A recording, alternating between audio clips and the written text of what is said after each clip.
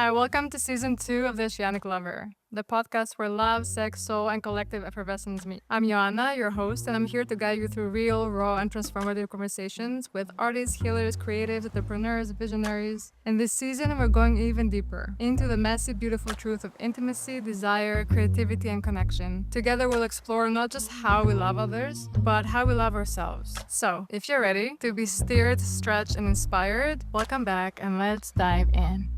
Today's episode is very special to me. We're having Joe Tule come in. He is my best friend for the past 15 years, but also someone that is a complete innovator and trailblazer in his community. He is always doing things that have never been done before, and he is an artist through and through, a creative entrepreneur. He's a director, a dancer, an actor, a model, a mentor, and he's a man of many, many hats. Recently, he had just wrapped up working for the new Avatar and Malcolm in the Middle. He's always using like storytelling, dancing, acting, and just creating immersive experiences for people to heal, to find themselves, to look in the mirror, get inspired and motivated about life and the experience of life. So today, let's go.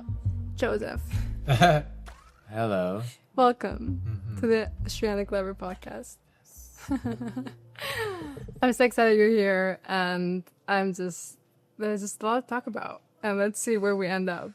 Yes, the honor is mine to be here with you. Yay. Okay, so for the people, I feel like people know you obviously in Vancouver and now globally, but I think what people don't know about you maybe is your story.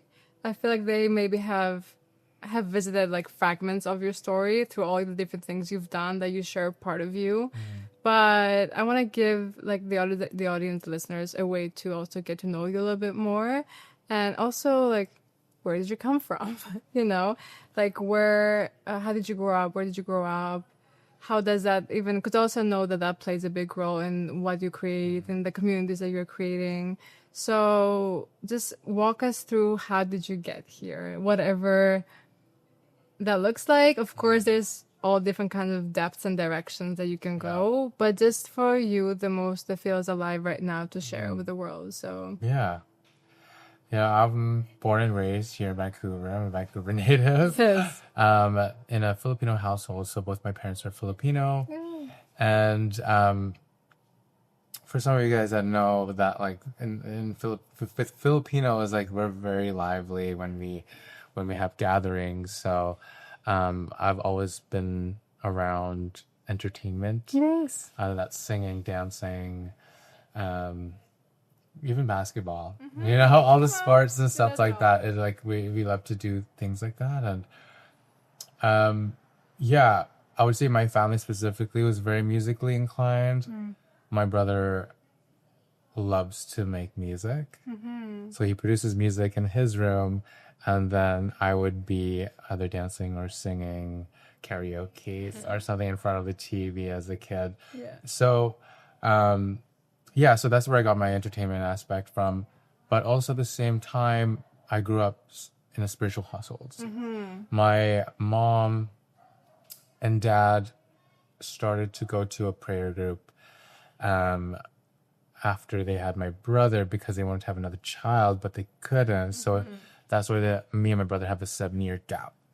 And so it was them trying to have one until they started going to this prayer group where I guess they just got more tapped in and connected to faith. Yes. And in a way then manifested me into the world. And so, so that was this, I've always been in a spiritual environment because my parents would take me to this prayer group since I was born. Every Saturday, we'd go to different houses around the city or even across the border to Seattle, and we would pray for whatever household of the family that they need any healing or prayers. Like we'd go to different houses every week, which is really cool. So I met new people all the time. So the whole concept of just praying has always been a part of me. But to me, at a young age, I always thought it was just more so of I don't know, it was very instructional. You know, I didn't really have much depth with it. Yes. You know, I didn't really understand it that much. Because I also went to elementary school and high school that is Catholic. Right. And so obviously I learned all the teachings and the Catholic faith and all that stuff, but I never really had a relationship with, say, God or anything like that. Like I only just know the handbook. Right. You know? Yes. So while I was just navigating through that, just even like my sexuality and where do I go, because even when people asked me when I was a little kid, like, what do I want to be when I grow up? I want to be a priest. That was the first thing that popped into my mind. Yes. But then at the same time, I was like singing and dancing and listening to Spice Girls and Yes. like wearing these high platform like Skechers that I asked my mom to buy me. And it, like maybe an adult's perspective, that did not make sense. But like for me, it just felt so authentic. Yes. And I lost most of that when I went into high school and all that stuff. Because, you know, like we start to suppress things to look cool and all that stuff. So, but the one thing that stuck with me was dance. And more prevalent in high school than moving forward to my post-secondary years and my 20s and all that stuff. And did all the competitive dancing. Then I was like, all these long ass rehearsals.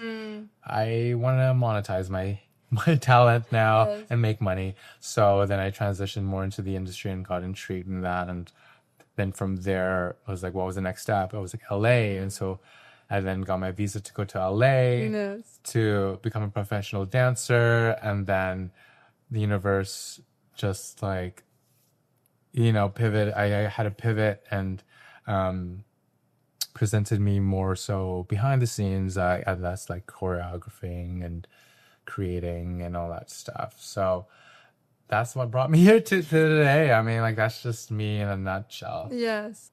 Everyone that comes into your spaces now feels that spirituality coming through you.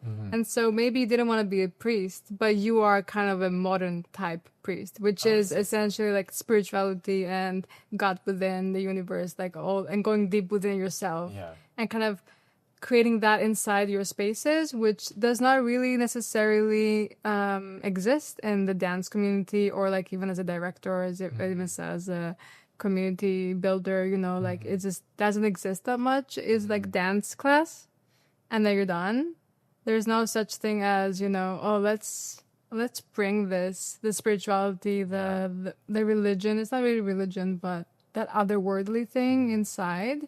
And I feel like everyone can feel that through your mentorships and everything you do. That is super cool. But like, was there a moment when you knew that, you know, dance is not just a passion, but just something that you want to do? And maybe, you know, you can choose maybe dance or acting or, you know, directing, or like, where's the pivotal moments where you're like, oh, I need to pivot, or like, this is what I want to do. And how did that look for you? Because I remember, you know, when we're talking about you switching, for example, from dancer to director. And that was a big decision for you because you were so booked and blessed in the dance community. And there was a time that you had to pivot and trust in your inner knowing before the 3D was showing up for you. So how was that for you, that process? And like, how do you move through something like that?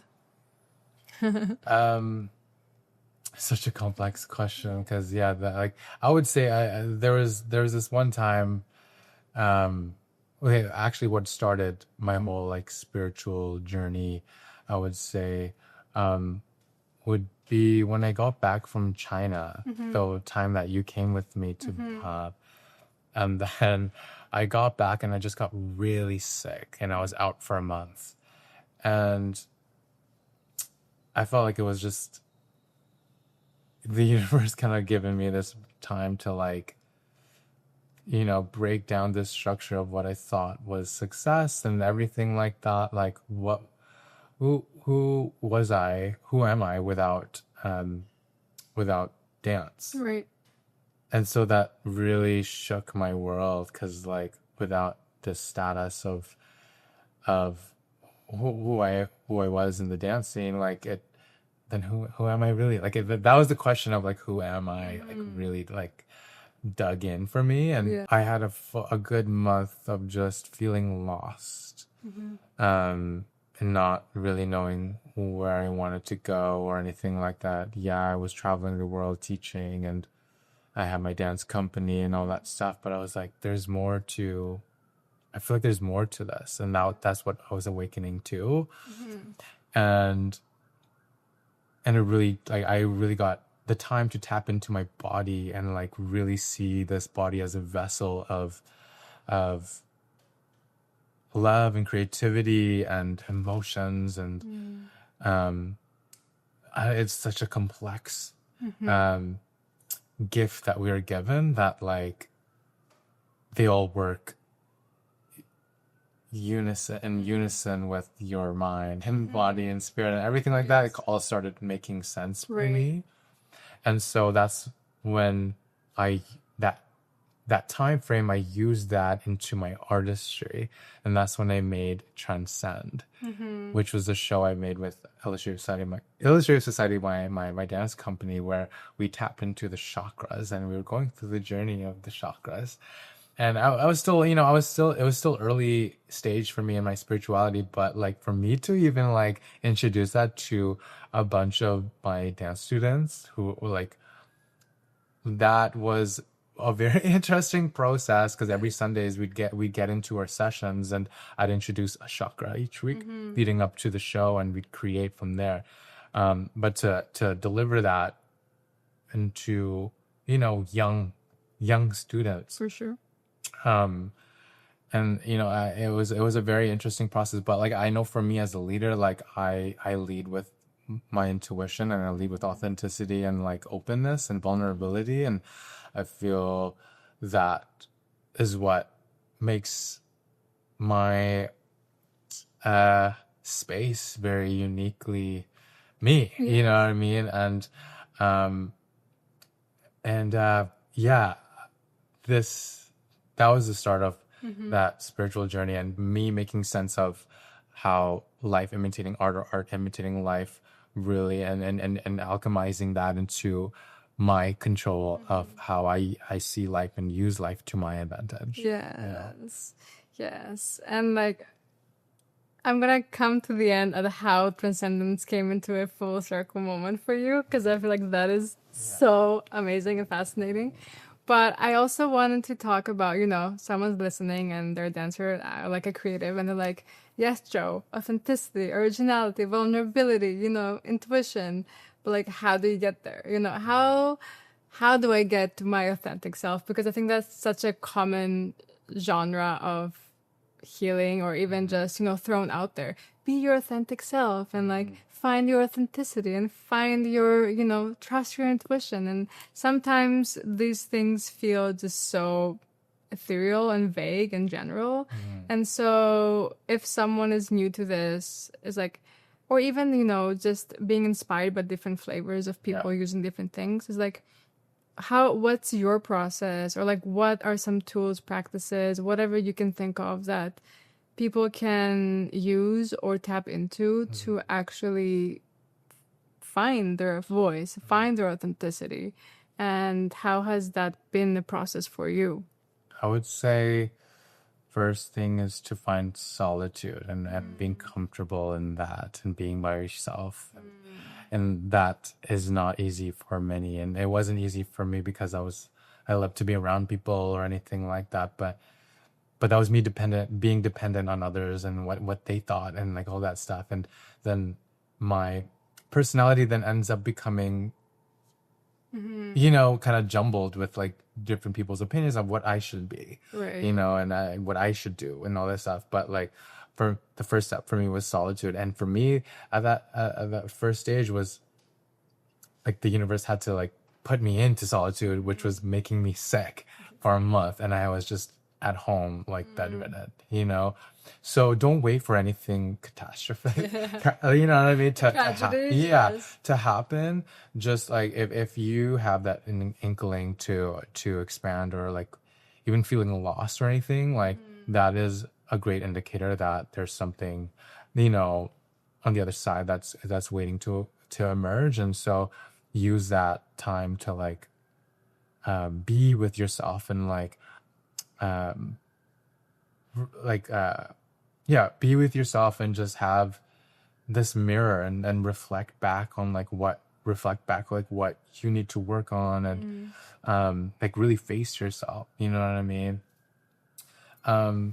But yeah, also at the same time, what like it's a balance, right? You can't just be in solitude the whole time. So like when you're around people, that you love and trust, and because we're also just mirrors of each other, so like they can also reflect a version of you that like also needs healing. So I would say it's like first solitude, and then start getting out into the world with your friendships and relationships and out there, and finding that underlying grace in those encounters with, you know what I mean? Yes. And Yeah, I think that is, wow, like it's so profound and it's so important and so simple, right? Like solitude. yeah. You're like, oh, I was expecting like something else, like solid. Oh yeah, shit, I need that for sure. And I think a lot of our journeys have started that way, because unless you do that initial like full on reflection for the first time of your life, it's very difficult to kind of keep going. But I know that a lot of us have blind spots, like Yeah.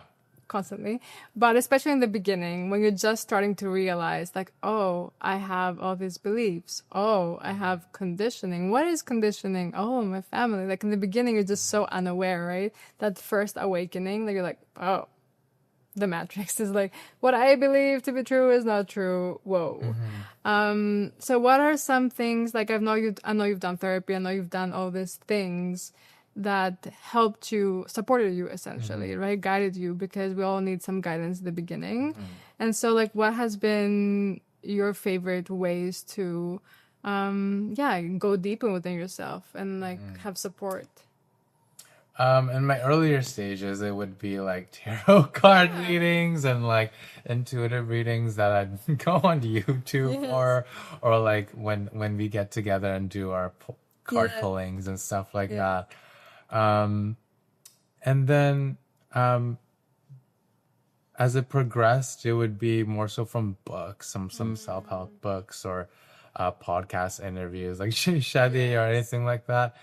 And then now it's like, evolving with you and seeing how you've, mastered yourself and continuously get to master yourself into this field that you're in.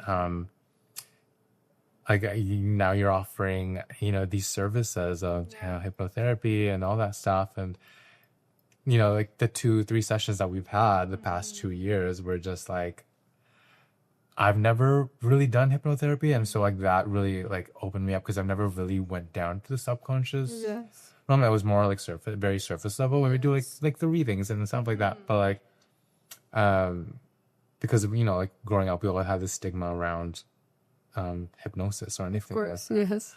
But I think one has to be ready, and one has to be prepared and willing to go there.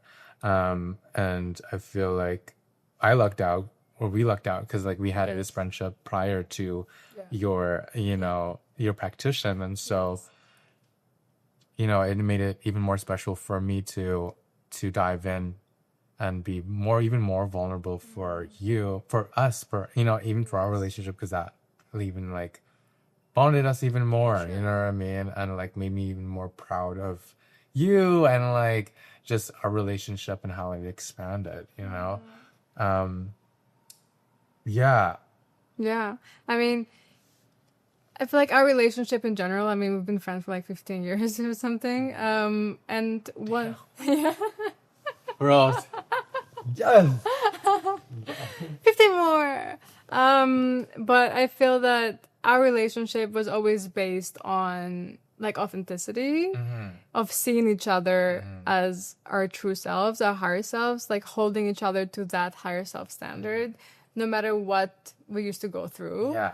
And we're like, I know we're going through it, but I see you, I see who you really are. And I think that always kept us, bonded. We're like, I know we're kind of going through a hard time, but I know who we are. And then also I think, our common adoration of growth. Yeah. We just love growth. And Yeah. I think it's hard to keep a relationship, a friendship that doesn't have like same values for that long.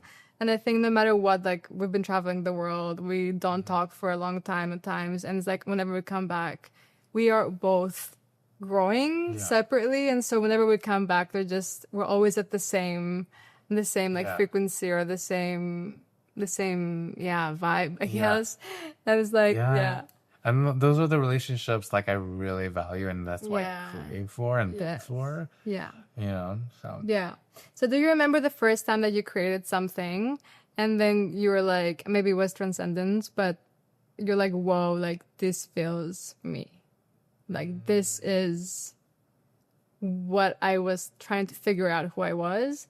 And then I did this and it was like a little affirmation from the universe of like, oh, this feels like Joe. yeah. I mean, I feel transcend was like the interlude because that's when I just started that alchemization, and then from transcend it went to awaken, Yeah. which would be like part 2, you know, of understanding more. I was like sitting into my essence more and understanding like my craft and what I'm able to do as a creative, and thinking outside the boundaries, and also making sure there's a message behind it and all that stuff. Were you there? Awaken, I was not here. I was in No. Amsterdam. I was here for Transcendence, yes. Yeah, you were there for transcend, and then so it went from transcend to awaken, and then COVID hit, and so there was like a 5-year halt of with my dance company, Yes. and then I brought it back because I just felt like I needed to tap back into my creativity, and not in the industry world, but more so just for me, just for myself, and also it's a way for me to connect with my community and help mentor the next generation. For sure. So I decided to do it back in 2024, and then we made a show called Icon, and that show really just put everything Definitely. together Yeah. into this one masterpiece, building from transcend to awaken to this. Yes. And maybe for someone that hasn't seen it, like, can you just explain Icon? Like, for example, I would say is a mix of, you know, the director's eye, like you being able to have this bird's eye view of like the whole experience for the audience, and then dance is a part of it, but visual is another part of it, and just really being in the director's seat. Yeah. Whereas before you were a choreographer or like creating a show based on the dance. Now it was really this whole experience, which is very, how you call it? Interactive. Yeah, with the audience. I remember even from walking in, from the guy at the ticket, that was not really the one. And I'd be like, oh, wait, is he or is he not? And like, what's going on? Oh, they're coming from the back, or there's a movie in the front, like, what's going on? Yeah. So, yeah, like, how would you experience? I mean, I just explained it. Yeah, you explained. Oh, yeah, it's a multimedia immersive show. Yes. And it basically brings the audience to a world where it explains that life is like a movie, and you are the director, producer, writer, and main character of your own story, and everyone else is either supporting or a background or whatever, but they themselves are also in their own movie. You know what I mean? So it just brought everyone kind of outside of the box while they're in the box. I don't know. It was a really cool, because I brought everyone into like a studio stage, a sound stage, and just to see that world of movie sets and stuff like that, and then bringing them into that perspective and going from highs and lows and like everywhere, feeling all the emotions, and Yeah, it was very profound, not just for me, but for my cast, my students who I've been mentoring for a couple months, and I used their stories. I got inspiration from their stories from when I do my one-on-one sessions with them, when I do like life coaching, and I used that as inspiration to the story and where the narrative kind of led through, and understanding that it's so universal. We all go through these things, and so that's why like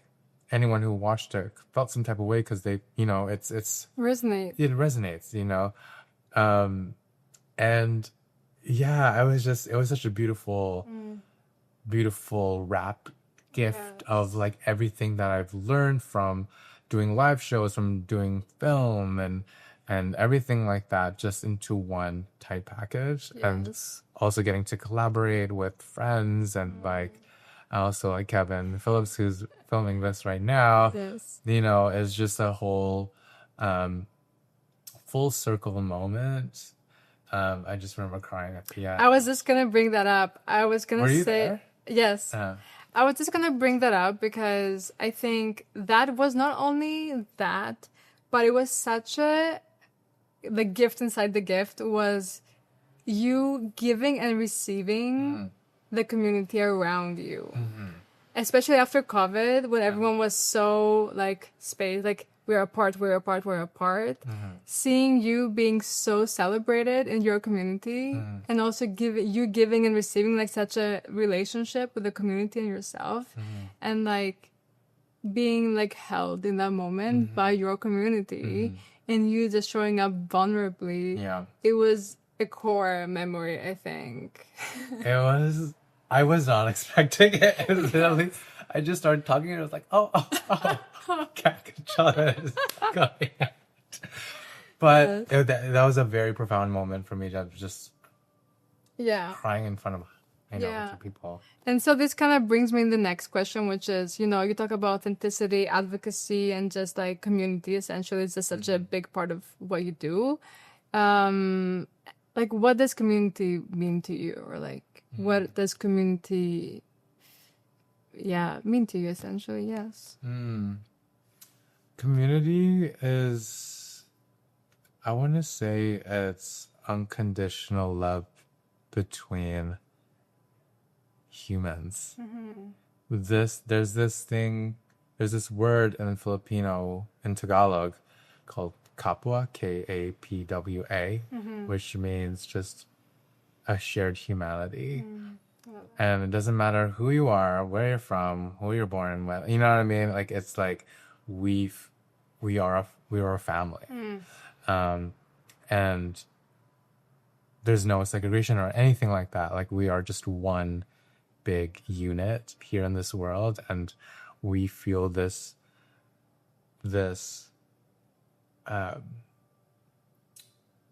we feel kind of like this beautiful obligation to just love each other, Right. no matter what. Right. Like and, commitment. And I feel like that's what for me is community. Yeah, and that's so beautiful because when you say that, I'm like, oh, that is what a one-on-one relationship is all about. Whether with a friend or like a partner, the beautiful underlying tone, the healing thing about it is the fact that you say, I'm committed to keep leaning in to the relationship. Yeah. I'm committed that no matter what, I'm gonna stay here. Yeah. And I'm not gonna leave, and whatever happens, we're gonna get through it together. Yeah. And I think that is what is healing about a one-on-one relationship with a lover or with a friend, or now you're talking about a whole community. I feel like that is kind of the next step of how can you be there? Can you keep being there for the community no matter what? Even through the triggers or the ups and downs, the challenges, like, do you choose to still be there? And I think that's just like what love is all about, right? It's like, I'm gonna stay. Yeah. Beautiful. Period. Period. Okay, so I also know like you talk about all these things that you do and they sound like very intertwined. Right? And like, how important is it for you to just experience art, life, love, sex, like from this holistic view? Like, I don't see you separate. Like, you don't separate these things. They're just all blend in. And I think that's also a big part of, Alma Virtual Studio. Like sex, soul, love is just so intertwined. And for me, like sex is the physical, the aliveness, soul is the artist, is the art, the creativity, what we're here for, like the purpose. And then love is, love through community, love through, friendships or partnerships. So how have you been able to navigate this holistically, or like what does it mean for you? Yeah, I mean, from what you listed out, like Yes. I see all of those as pieces of a big pie. And, if your love life and your family and everything like that, they all kind of like correlate with dance or like your passions or anything like that. They all kind of just play with each other. And that I feel like accepting all those pieces of the pie, like really just for me, it makes my creativity just more flowing because I'm not hiding anything. I'm like, I see it for what it is. Even if I'm like, even if I feel a flaw in one piece of pie, like if that's in love or anything like that, or in family, like I'll see the wound. I'll see it. Like I'm not gonna like hide it Right. or anything like that. I'll show up with it in my art or anything like that, or I'll talk about it, and yeah, it just all is such a big, big, yummy slice of pizza. Yes. Like, do you think, I mean, how has healing impacted your art? Yeah. Well, most recently, I, pretty much almost died at this festival that I was organizing back in April. And, that one was just such a big chapter in my life that I'm not expecting. And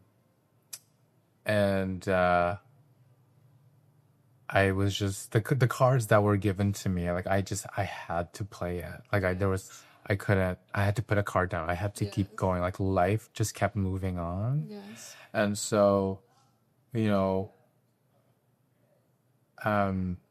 prior to the tragedy, I booked this job for Avatar, and I was just thrilled. I'm working on my dream job. Yes. To then a week later experiencing this tragedy, to then I have to get back to work. Yes. What? Like those were the cards that I was played with.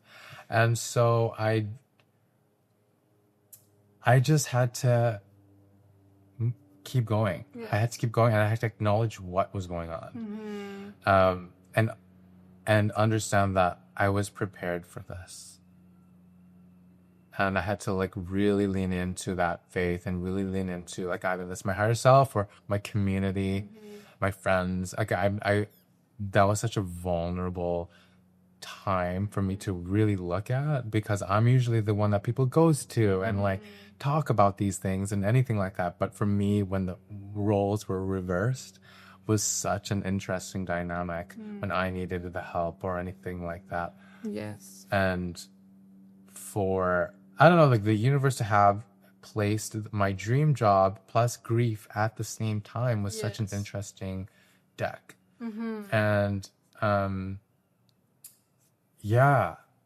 And also, I feel like this is a perfect moment to tie in, like, the transcendence into the avatar.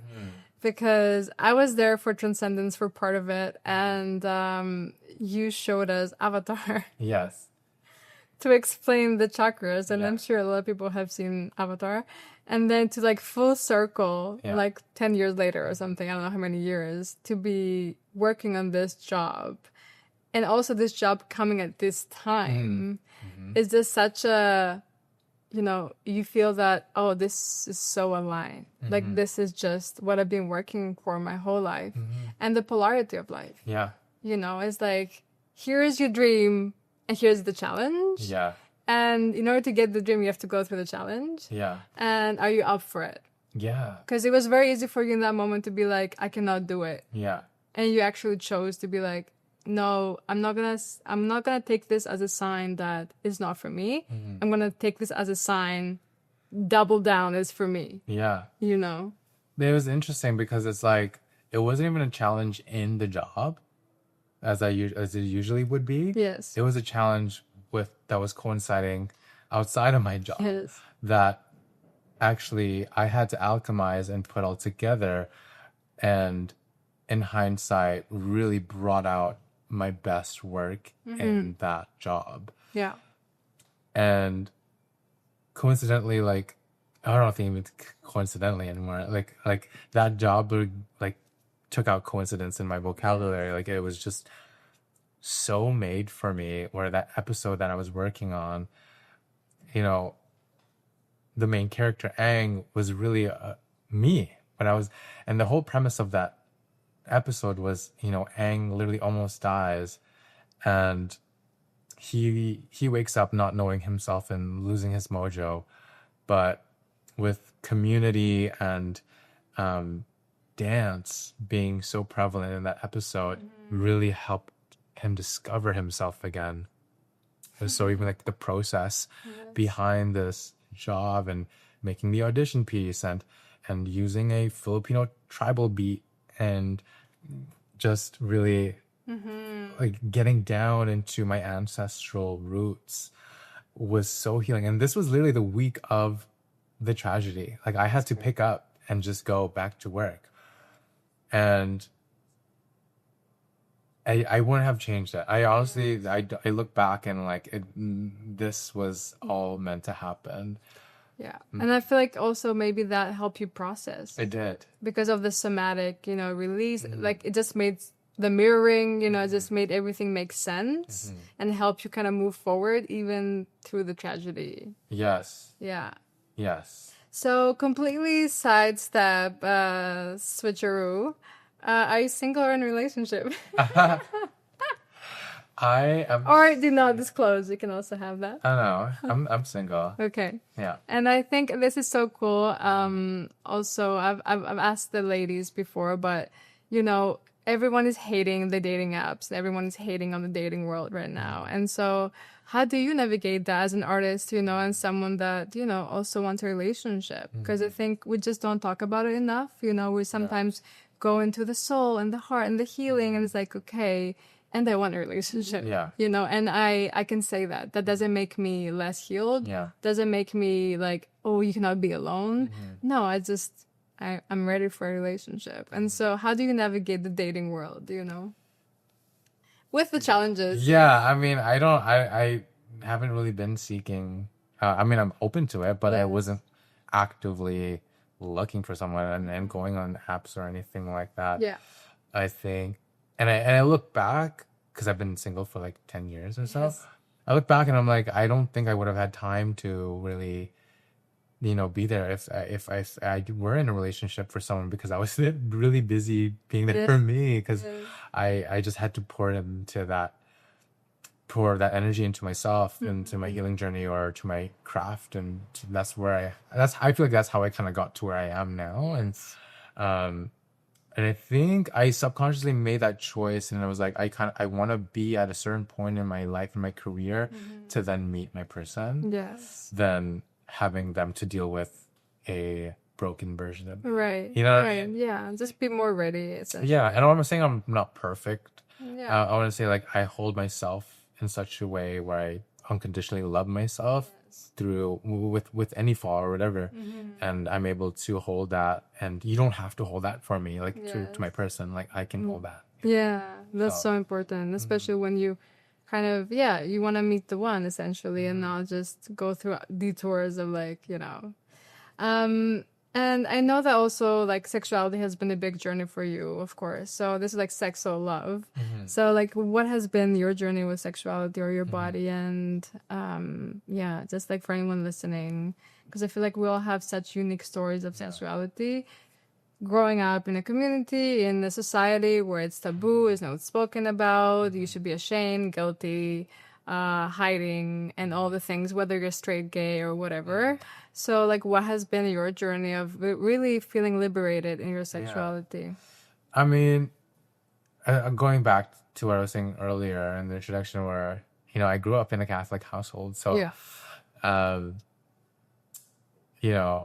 Being straight was a thing, but the things that I was interested in, and like Spice Girls and Yes. Britney Spears and all these things, like I was like, do I like her or do I want to be her? And like, you know what I mean? Yes. Like, it was just such an interesting thing navigating. And then once that ground was kind of laid out of like, you shouldn't act this way or you should be this way, or people will perceive you that way.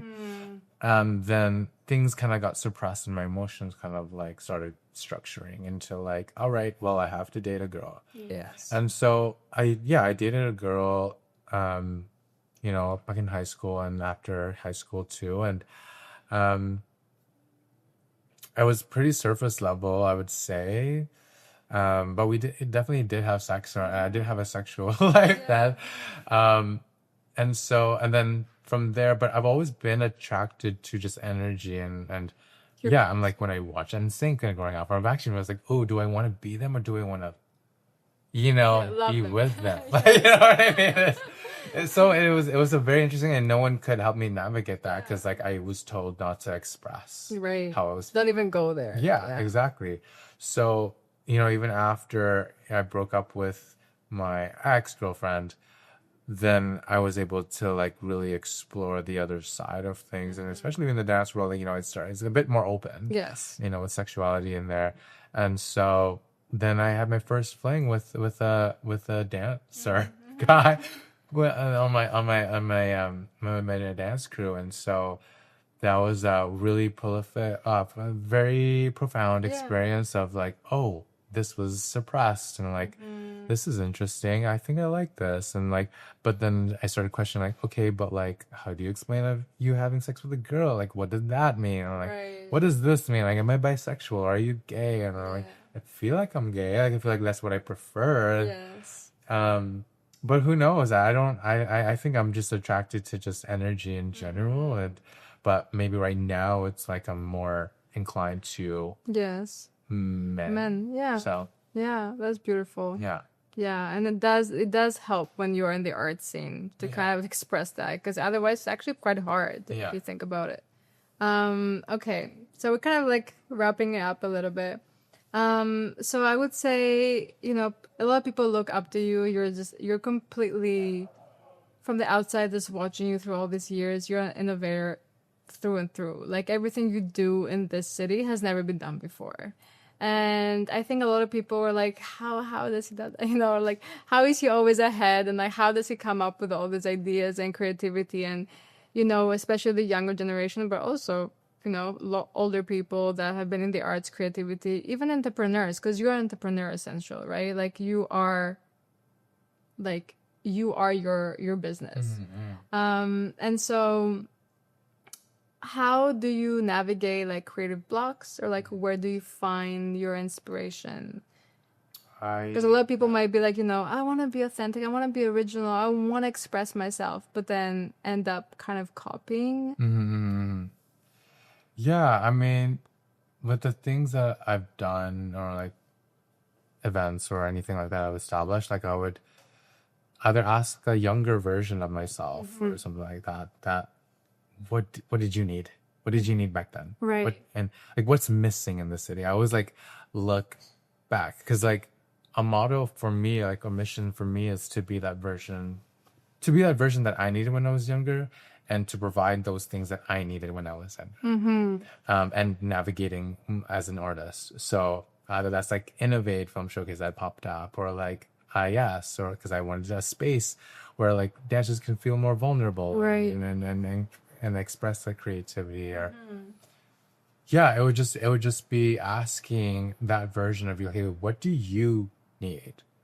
And then people will start following that, and people will start like gravitating to that, because it's just, you asked you first. Yes. That's what makes you authentic, because like you you didn't have to ask anyone else. Like you asked a version of you, a past version of you, like what did you need? I love that. You know what I mean? Yeah, I love that you ask you first. Yeah. I love that. Yeah. Me Yeah. too. I just thought of that. Yes.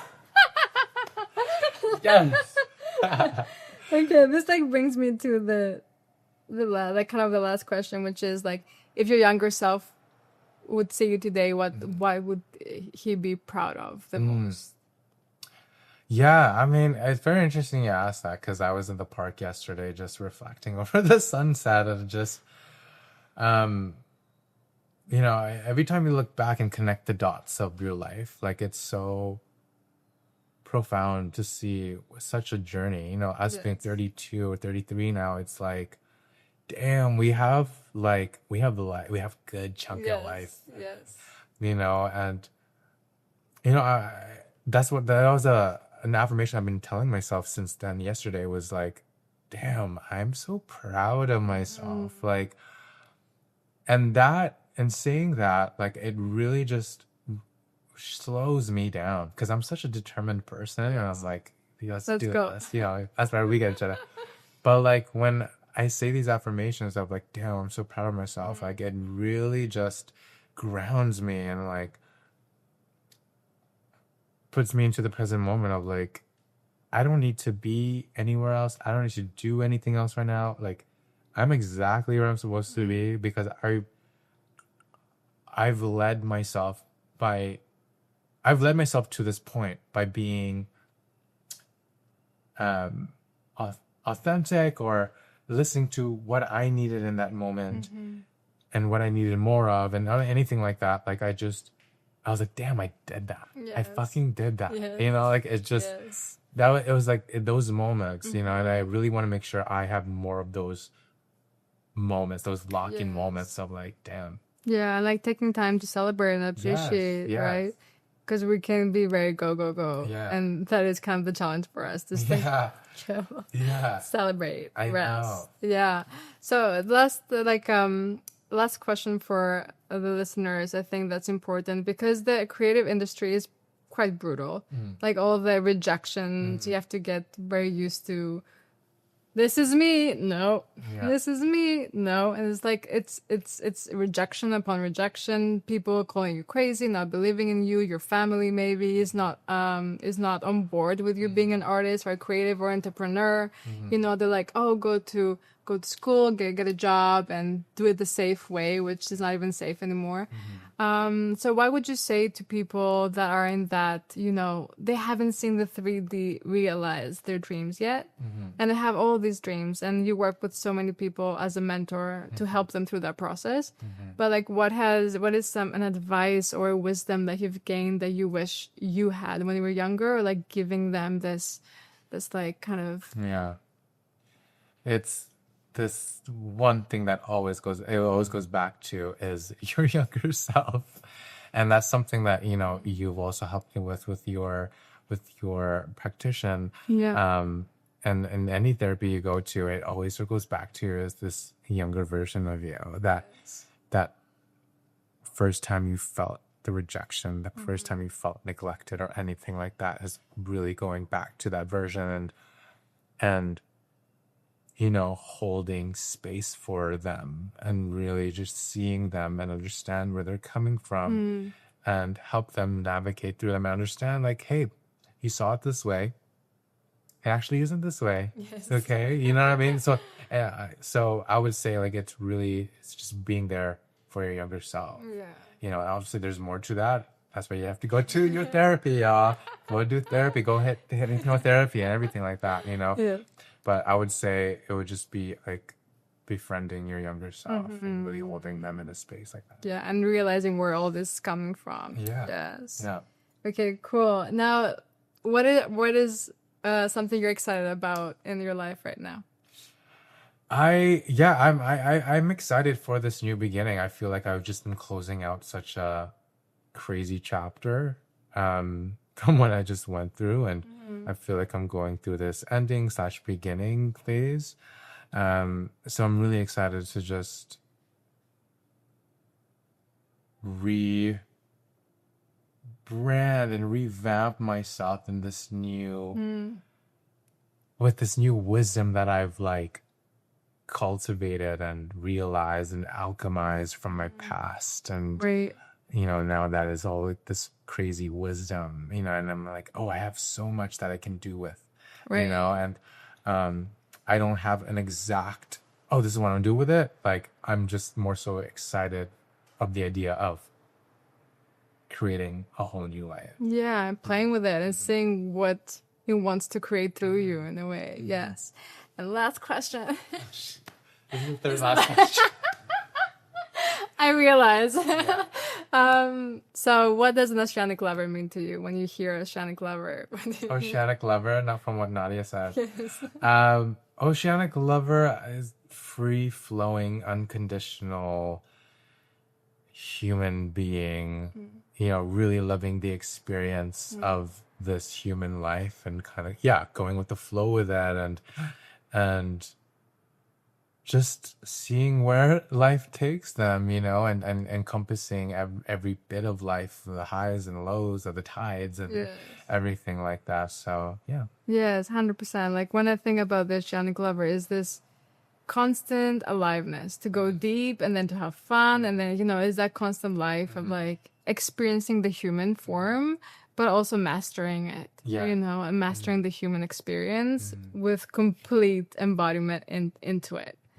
And of course, like love, sex, soul is kind of like the main components for that, for you to master and then experience life to its totality. Yeah. Yes. Thank you so much. I cannot wait to see what you create next, because I know you're always gonna create something crazy, something that's never been done Something crazy before. is gonna happen, you guys. Something bigger, something more Yeah. interesting. And I think everyone, in this community and beyond, they just look up to you as a mentor, as an innovator, as an artist, creative, like you name it. And I think also now you've entered into this mentorship space and life coaching space, which is so important for artists, because they don't have that. They don't have this holistic approach to life, and shedding light and helping them move through that is just so important. And whatever else comes up in your life. Thank you for doing this with me, and I know you don't do many of these, so thank you for coming. Yes. Of course, anytime. Love you. Yes. Yes. Thank you for joining me for another episode of The Oceanic Lover. I hope today's conversation opened something in you, whether it was a new perspective, a deeper longing, or a reminder of your own power. If this episode spoke to you, share it with someone you love, and don't forget to subscribe so you never miss a moment of season 2, 3, 4, and more to come. You can always find me on Instagram if you want to keep the conversation flowing at Alma Virtual Studio. And if you're ready to go deeper, to explore love, intimacy, and soul, not just in your mind, but in your body and your life, I invite you into Alma Virtual Studio, my space for mentorship, programs, and retreats. It's where we take these conversations even further, and where you can discover all the ways to work with me. Remember, sex, love, soul are not separate. They're the current running through everything. Until next time, keep loving like the ocean, vast, fearless, and infinite.